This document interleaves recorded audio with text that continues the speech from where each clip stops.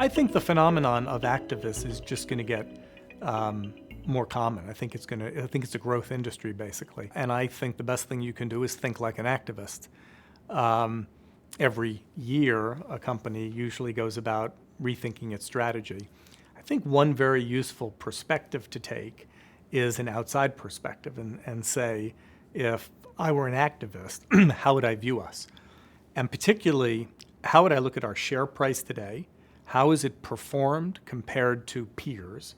How are my other performance metrics, my cost structure, my revenues, my growth, my expansion? How does that stack up compared to my peers?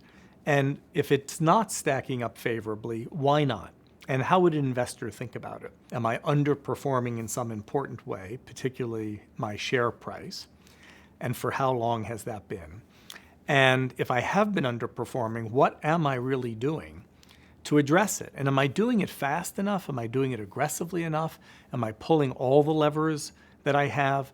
Or am I doing it a bit more incrementally, thinking that I think we're doing the right things and over the next couple of years things will change? That may be not fast enough and may not even be effective enough. I think when an activist knocks on the door, the right response is, let's come in and have a chat, and a pretty open chat. The first thing is not to panic. It's to hear them out and to understand the analysis they've done. Activists will usually give you some time. I would take their hypothesis. I'd analyze it. I'd be completely neutral. I'd be completely open-minded.